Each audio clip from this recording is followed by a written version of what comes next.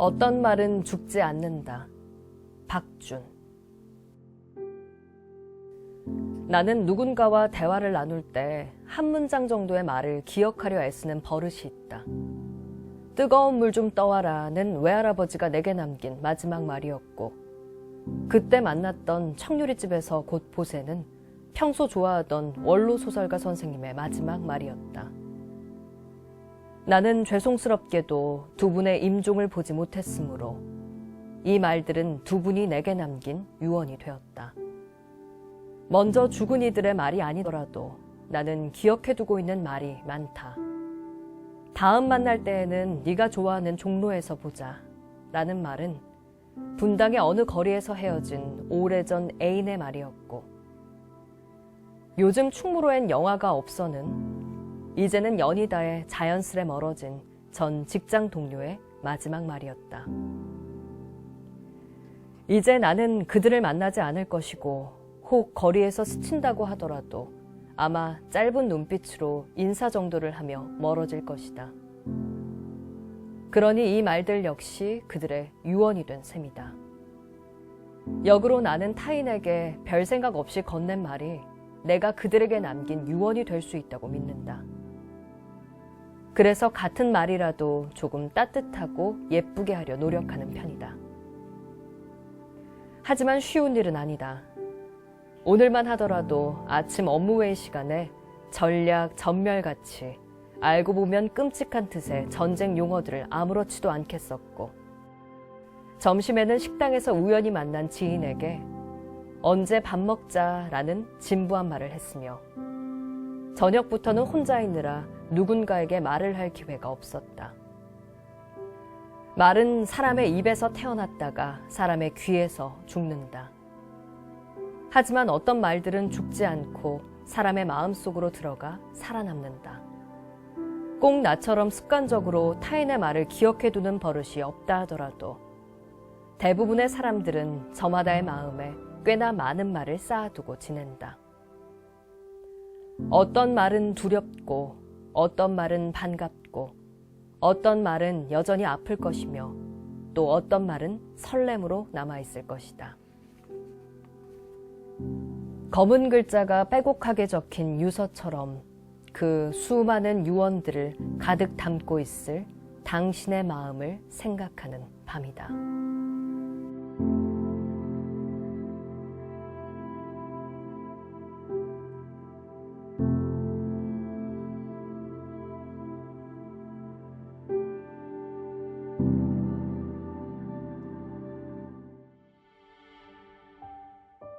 완창에 대하여. 박연준. 오랜만에 울었다. 밤이었고 마침 아무도 없었다. 바닥과 벽이 바라보는 가운데 침대에 앉아 통곡을 했다. 엉엉 울다가 마침내 이렇게 마구잡이로 우는 내 얼굴 모양새가 궁금해 엉금엉금 일어나 거울 앞으로 가 쳐다보았다. 끽끽 흐느껴 우는 내가 한심해 보이는 게 아니라 우는 모습을 보러 기어간 내가 한심했다. 왜 이러는 걸까? 우는 것은 마음을 청소하는 일이다. 목 놓아 울었더니 얼굴 아래부터 발가락 끝까지 속을 제대로 샤워한 기분이다. 예전에는 마음 청소를 정말 열심히 했다. 손가락에 꼽을 만큼 친한 친구 앞에서 마음을 푹 놓고 실컷 울어대는 일도 있었는데, 친구들은 나중에 장난삼아 그 일을 완창이라 부르며 지금까지 놀린다. 기억으로는 완창을 2번 했는데, 한 번은 거의 5시간 동안 친구 집에서, 한 번은 대충 3시간 동안 강릉에서 울어 젖혔던 것 같다. 대단했다. 노력으로는 도저히 눈물을 멈출 수가 없었다. 내 감정을 조작하는 조정자가 외부에 있는 것 같았다. 우는 모습을 짓궂은 친구가 동영상으로 찍었는데 그 휴대전화를 찾아 한강에 던져버리고 싶었다. 아무튼 완창은 2번이었다. 가끔 그때가 그립다. 이제는 체력이 달려서 그리고 그만큼 슬프지가 않아서 완창을 할 수가 없다. 살면서 완창은 그리 자주 오는 것이 아닌가 보지? 완창을 하고 나면 뭔가 깨달음이 온다. 우는 것도 힘들구나 하는 깨달음. 슬플 때는 열심히 울자. 열심히 울다 보면 배가 고파지고 배가 고파 뭘 먹다 보면 힘이 생기니까. 우는 것을 동영상으로 찍어대는 친구들도 힘이 생겨야 만날 수 있다. 무엇보다 나는 눈물이 차올라 저절로 쏟아지는 일을 사랑한다.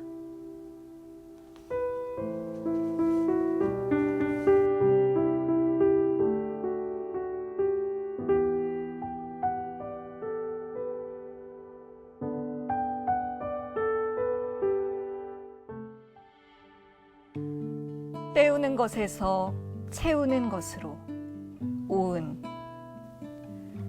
자취를 한 지 10년이 넘었다. 웬만한 음식은 할 줄 알게 됐지만 귀찮다는 이유로 밖에서 사 먹는 일이 대부분이다.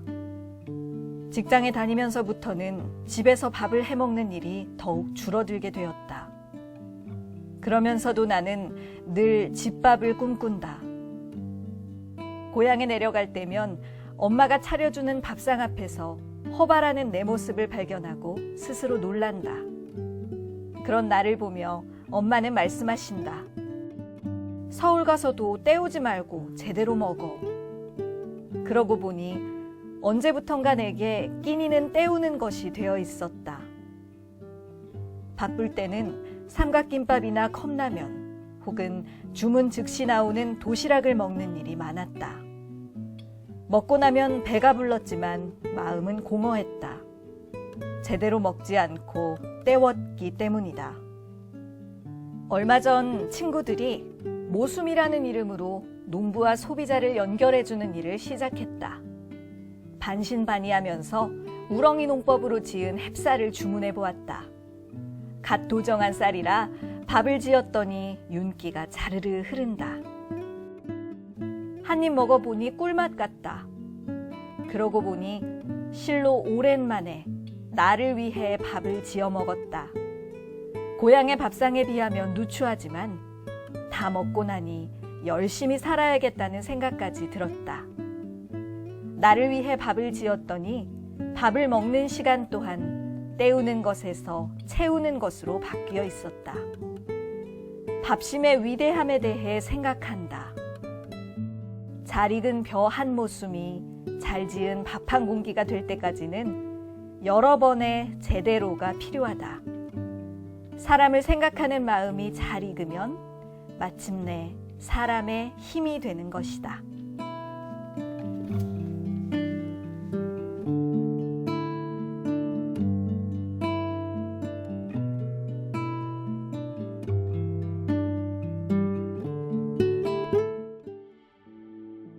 새들은 생각과 실현의 간격이 짧다. 김용택. 박새가 날아와 돌담에 붙어 있다가 금방 난다. 딱새가 날아와 죽은 매화나무 가지에 앉아 있다가 금방 난다. 새들은 생각과 실현의 간격이 짧다. 외가리만 몇 시간을 제자리에서 외발로 서서 먹이를 노린다.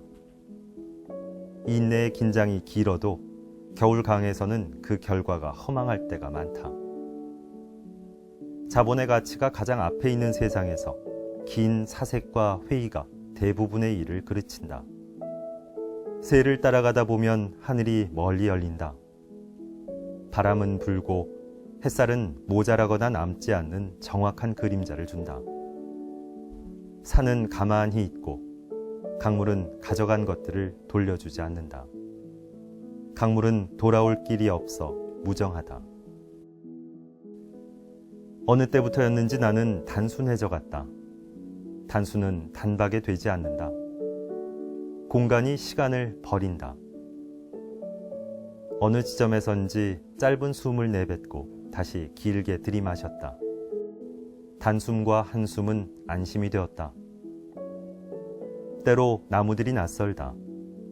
잘 왔다고 바위들이 부드러운 눈을 준다. 강길을 걷다가 산으로 들 때가 있다. 강물이 보이지 않을 때까지 간다. 물소리가 들리지 않을 때까지 간다. 숲이다. 나무가 좋다. 숲보다 나무가 좋다. 나는 나무이고 싶다.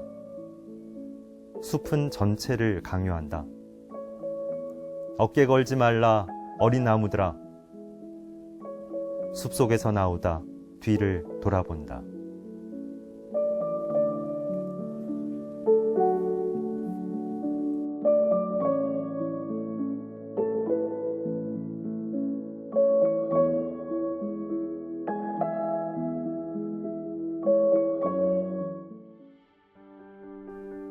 창가, 노성미. 어느 폭풍이 불던 날 밤 나는 잠을 잘도 잤다. 이래저래 피로가 많이 쌓여 있었던 모양이다. 간밤의 소요는 사라지고 평온함이 이른 아침에 창문 앞에 찾아왔다. 무엇들이 그 어지러운 밤새 살아남았을까?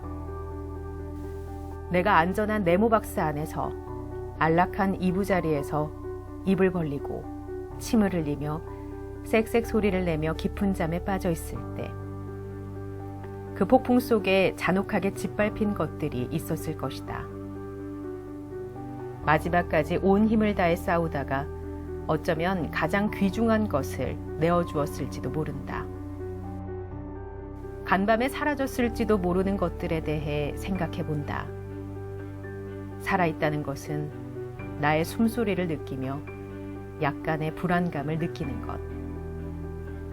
창을 열자 바람이 살짝 실내로 불어 들어온다. 나는 언젠가부터 자연 속에서 살고 싶었다. 많은 이들이 그렇듯이 꿈꾸었던 많은 어떤 이미지와도 같이.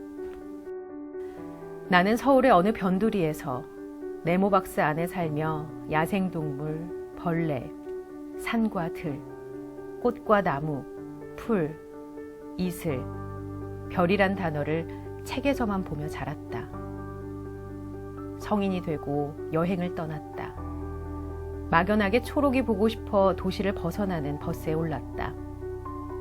기차를 타고 바다를 보러 달려갔으며 비행기를 타고 먼 이국의 지평선을 보고 설산도 보고 사막을 보고 인도양도 보았다.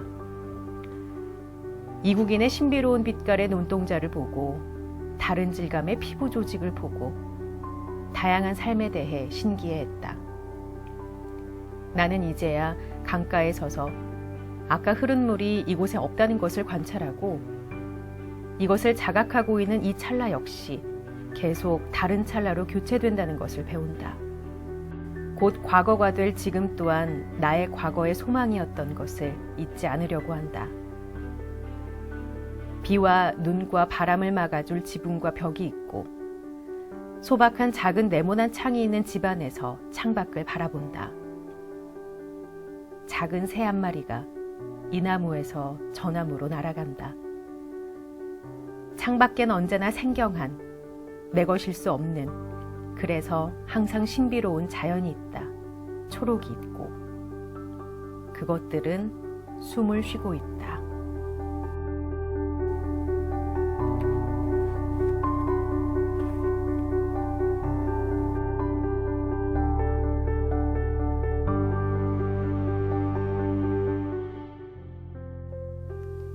신정숙 약전, 유병록. 가끔 그런 날이 있다. 어떻게 살아왔는지 돌아보는 날이. 내가 살아온 길을 되짚어 볼 때도 있지만 다른 사람의 인생을 곰곰이 생각할 때도 있다. 내가 바라보는 어머니는 늘 같은 자리에서 무엇인가를 길렀다. 논에서 벼를 길렀다. 밭에서 고추와 들깨와 콩과 파와 가지를 길러 돈을 벌었다. 여러 동물을 길렀다. 얼마 전부터는 동네를 돌아다니는 길고양이의 밥도 챙긴다. 그렇게 어머니는 계속 무언가를 길렀다. 그렇지만 세월은 흐르고 어머니가 기른 것들은 하나둘 곁을 떠났다. 힘에 부쳐서 농사짓는 논밭은 조금씩 줄어들었고 꽃밭은 어느새 허물어져서 풀만 무성하다. 동물들도 잠시 살다가 떠나갔다. 다만 어머니 곁에는 여전히 든든하고 근사한 소가 있다. 소들이 대를 이어가며 어머니 곁에서 함께 살고 있다. 어머니에게 전화해서 요즘 별일이 없는지 묻는다. 그럼 어머니는 먼저 100세가 된 할머니의 건강을 이야기한다. 그리고 아버지의 근황을 이야기한다. 그 다음으로는 소 이야기를 꼭 꺼낸다. 얼마 전에 송아지를 낳았다든지, 송아지 낳을 때가 다가온다든지, 사료가 너무 비싸다든지, 소를 한 마리 사왔는데 잘생겼다든지, 송아지가 감기에 걸려서 치료비가 얼마 나왔다든지. 그 이야기를 듣자면 축사의 풍경이 그려진다. 소들이 어떤 모습으로 사는지가 그려진다. 그리고 소에게 여물을 주고 똥을 치우는 아버지가 그려진다. 가끔씩 허리를 펴서 소들을 한 번씩 굽어보는 어머니의 모습이 그려진다. 그러다가 어머니는 어떻게 지내냐 물어보면 자기야 늘 별일 없다는 대답이다. 기억 속의 어머니는 늘 무언가를 기르는 중인데 지금도 또 무엇을 기르는 중이다. 평생 기르는 일을 해왔으니 그 방면에서 단연코 전문가라 할 수 있다. 어머니 신정숙 씨는 4남매를 길렀는데 그중 한 명은 나다. 그것은 참 감사한 일이다.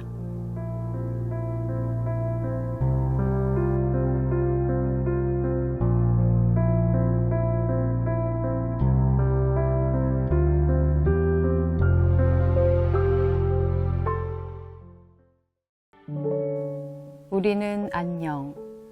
박준. 벽 앞에서 우리는 눈앞이 캄캄해지지. 벽은 넘지 못하고 눈만 감을 때가 있어.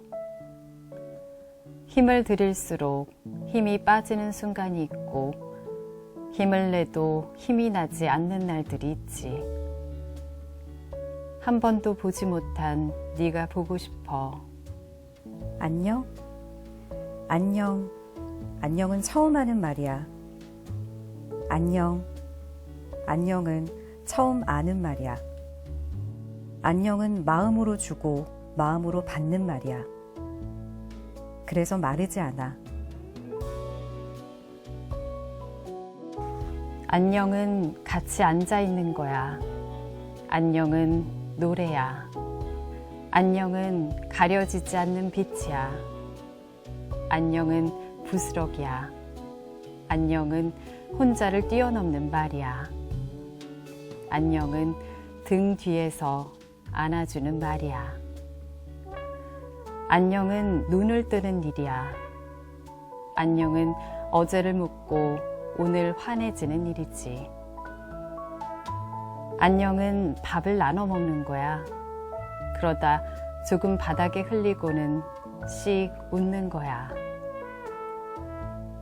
안녕은 차곡차곡 모으는 마음이야. 마음을 딛고 우리는 안녕, 안녕. 안녕. 안녕은 말하고 싶을 때 말하고. 안녕, 안녕은 말하기 싫을 때도 해야 하는 말이야. 안녕.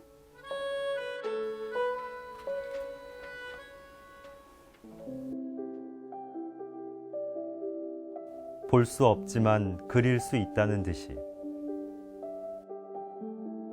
아빠는 할머니를 모릅니다. 아빠가 5살이 되던 해 할머니는 세상을 떠났으니까요. 아빠에게 남은 5살 때의 기억은 자신을 가여워하며 눈물 짓던 동네 사람들의 모습이 전부입니다. 긴 시간이 흐른 어느 날 아빠는 먼 친척집에 갔다가 오래된 사진 한 장을 구해옵니다. 일가 친척들이 모두 나온 사진. 그 속에는 생전 할머니의 얼굴이 손톱만한 작은 크기로 찍혀 있었습니다. 아빠는 사진을 빌려와 확대하고 또 확대했고 그 끝에 결국 할머니의 얼굴을 흐릿하게나마 액자 속에 담아낼 수 있었습니다. 볼 수 있었고 알 수 있었습니다.